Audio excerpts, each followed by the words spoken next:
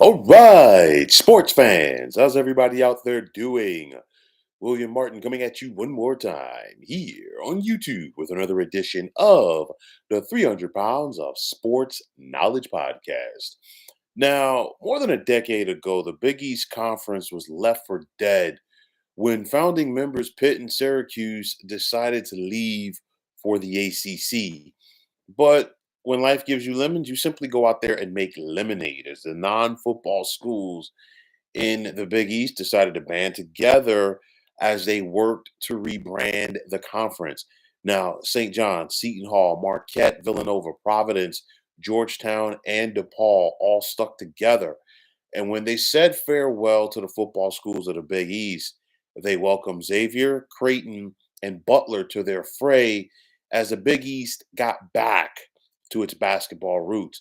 And in 2020, the Big East took a trip down memory lane when they welcomed UConn back to their league. Now, getting back to its basketball roots, which this conference was built on, has helped the Big East tremendously. Since the new Big East opened for business back in 2013, they've claimed three national championships while making four appearances in the Final Four. And the three national championships that have been won by the Big East in men's basketball over that stretch are more than any other conference in the nation. Now, currently, the Big East has three teams that are ranked in the top 25, with Connecticut perched in a catbird seat at number one.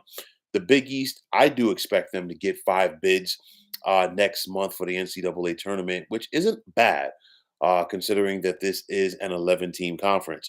Now, the Big East is home to a who's who of head coaches. Thad Matta at Butler. You got Sean Miller at Xavier, Danny Hurley at Connecticut, Rick Pitino at St. John's, Shaka Smart at Marquette, and Greg McDermott at Creighton, just to name a few. Now, what has made the Big East work, in my opinion, the new Big East, and I talked about this last college basketball season, is the fact that you know what? Everybody's working together and everybody's on the same page. And that is important when you're talking about trying to get a league to work. Everybody has to be bought in. And we've seen too often, especially from the football aspect of realignment, where, a school or multiple schools, they already have their foot out the door, and that's not going to help a league work. And that's why, we've seen some of the shuffling, just to name one of the reasons for it. But nonetheless, with things looking up for the Big East like they are, I mean, you've got a very popular conference. Like I said, they've gotten back to their roots. Should they look to expand? And for me, I'll ask you like this: would the Big East want to strengthen its position as a basketball league? Now, in my opinion, of the non Power Five conferences, okay, the ones that really don't have, football programs. And of course, Connecticut is the only school in the Big East that does have a football program, a D1 football program. The Big East is the best of the best, in my opinion. You look at a conference like the A10, the Atlantic 10 is not what it once was. It is really taken a back step. We've seen some schools leave the conference, just to name a few. But I think the Big East is the king of that hill in that point. And you think about it. I mean, bringing back Connecticut a couple of years ago was great for everyone involved, the Big East and UConn, because UConn was one of the original members of the Big East, and they basically got pushed out because of their football program. And they realized very quickly that they were a fish out of water in the American Athletic Conference, and they just decided to just become a football independent and just focus on basketball. And honestly, football wise, it wouldn't surprise me in a couple of years to see Connecticut go back down a level and just really focus on their men's and women's basketball programs, which have brought the school to prominence. But nonetheless, you think about it, you brought Connecticut back in. It worked for everybody involved, and it's still working for everybody involved. And I think at the very least, expansion, if you're the Big East, as far as bringing in another basketball school, would only work to strengthen the conference. And it's something where, it's a little bit different now, the landscape of college sports when it comes to adding schools. It's all about survival, unfortunately. And, at this point with the Big East, yes, they're strong, but, it would not hurt them to think about possibly becoming stronger in that aspect by bringing in another school. Three schools that I'm going to throw out there, possibly if the Big East were to think about expansion. You got Gonzaga, you've got Dayton, and you have Temple. And I'm going to talk about why I feel each school would, be good for the Big East and why they wouldn't. You think about it, when the Big East decided to break off a little bit more than 10 years ago, it was, all the Catholic schools, working together, and then they brought in three more Catholic schools to their fray. Now, Gonzaga and Dayton, could fall under that realm. And we've seen Gonzaga be a basketball power for the last 25 years under head coach Mark Few. Now, Gonzaga has languished a little bit in the West Coast Conference there for so long, and there's been a year here or there where the West Coast Conference might get two bids, but nothing else. We know that Gonzaga is a power. They've talked about, they flirted with going to a different conference. We've heard rumors over the years about Gonzaga going to the Big 12. I don't think that happens anymore now that the Big 12 added Arizona, Colorado, Utah, and Arizona State. But I still think that Gonzaga is looking for a bigger dance partner basketball wise than the West Coast Conference. Now, I will say this: travel would be tougher because you figure the furthest west school currently in the Big East is Creighton. You still have your foothold, if you will, on the East Coast.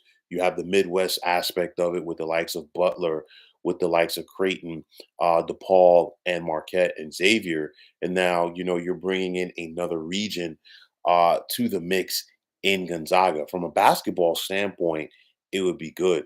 From a traveling standpoint, for these kids, especially for those, in the non, money generating sports for that part, would not be as good. Is it a possibility? Maybe. I threw Dayton out there, and you think about what Dayton has been in the A10, like first with Archie Miller, and now with Anthony Grant. And I mean, Dayton has, become a power. Now, Dayton, they're currently ranked. I do think that Dayton is a tournament team. And I think Dayton would definitely add something to the Big East from, being a basketball power. One thing that would work against Dayton is in this new Big East, you don't have a state that has multiple teams in this conference. Of course, there was a time, when Rutgers was in the Big East, you had both Rutgers and Seton Hall. Of course, Syracuse and St. John's, representing New York. Granted, Central New York and New York City, two different worlds. And you think about Pennsylvania, you had Villanova and you also had Pittsburgh. But right now, in the current Big East, there is not a state that has more than one team represented. That would be different, of course, if Dayton hypothetically were to join the Big East. Why? Because you already have Xavier there. Dayton and Cincinnati, where Xavier is located, not that far off from proximity. That right there is a natural rivalry. That right there would work. And Anthony Grant is a darn good coach at Dayton.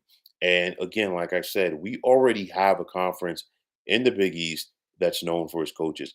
Very strong coaching room right there. And I think Dayton would be able to add something from that aspect. Of course, it makes the A10 weaker, unfortunately, but it strengthens the Big East brand. And finally, there is Temple. And I talked about this last year. Um, since leaving the Atlantic 10 and going to the American, Temple has been a fish out of water. Their basketball program is not what it once was. And I think Temple needs to get back to that brand. And maybe, just hypothetically speaking, they could do something like what Connecticut did, be a football independent and just get back to their basketball roots. This, as opposed to the other two teams that I just mentioned, I think is the longest of long shots. I don't see Temple getting out of the American anytime soon. And subsequently, I don't see Villanova looking to share the Philadelphia market with Temple, especially from the recruiting aspect. So I do think that expansion could possibly be on the table for the Big East. In this case, it's not really about trying to keep up with the Joneses because they're not a football league, but it would just be about strengthening um, their hold as being a premier basketball conference in the nation, probably helping them, next time around when it comes time for a television deal. And then, you think about the Big East commissioner, Val Ackerman. She has done a tremendous job, uh, of course, in the Big East and then previously in the WNBA. And, Val Ackerman has understood the business aspect of collegiate athletics, the business aspect of basketball. And I think that has been prevalent in the revitalization of the Big East. She's already talked about nothing is off the table, which means that expect the possibility of expansion for that league could be there. So anything can happen. It's for me, it wouldn't surprise me to see the Big East expand in the next couple of years. I don't think it would be a crazy expansion where we're talking about taking on three, four, five schools. No, this would be, since we're just looking at basketball schools, if you're the Big East, then you know what? One, maybe two schools. And if you're the Big East, you're definitely looking at legitimate players. You think about this conference, and with the exception of DePaul, who is unfortunate what has happened to that program. Everybody has been, for the most part, in NCAA contention over the last decade, at least once or twice. So you're looking at this league. This is a tough league. You're looking at it right now. Providence is currently ninth in the Big East. They're 5-6 in the conference, and they're 14-8. And of course, Kim English's team, things turned sour when they lost their best player to an ACL injury earlier in the season. But that's how tough that this league is. You can get caught in the wash uh, very, very quickly. But you look at it from 5 to 9, it doesn't take that much to flip things around. Currently in the standings, a very strong basketball conference. Like I said, very good quality coaches in this league, and that is important in this day and age more than ever, in my opinion. So I think expansion could possibly be on the table for the Big East. Will it happen? I'm not sure, but I'm not. I wouldn't be surprised either if it did. But I do think if the league did decide to do that, I think Dayton, Gonzaga, and Temple could possibly be some schools to look for them to look at. But nonetheless, it's the business that is college basketball. You never know what's coming next, and at the end of the day, with collegiate athletics, you simply have to expect the unexpected. So let's see what could possibly be for the Big East coming around the bend. So, folks, that's going to wrap it up. And as always, I want to take this time out to thank all of you for tuning into the 300 Pounds of Sports Knowledge podcast here on YouTube. I want to take this time out to thank all of you fine folks out there for tuning in. And if you haven't already, please feel free to subscribe to this channel. Now, if you're on the X, formerly known as Twitter, please feel free to follow me at 300 Pounds of Sports. And like I always say, if you follow me, it'll be my pleasure to follow you right back. There's also the sports discussion group on Facebook at the Sports Depot 365 that you can check it out. Drop a line and be a part of one of the better sports debating sites going on social media. So once again, fine folks, my name is William Martin, and I am signing off. And I'm saying take care and have yourselves a wonderful day.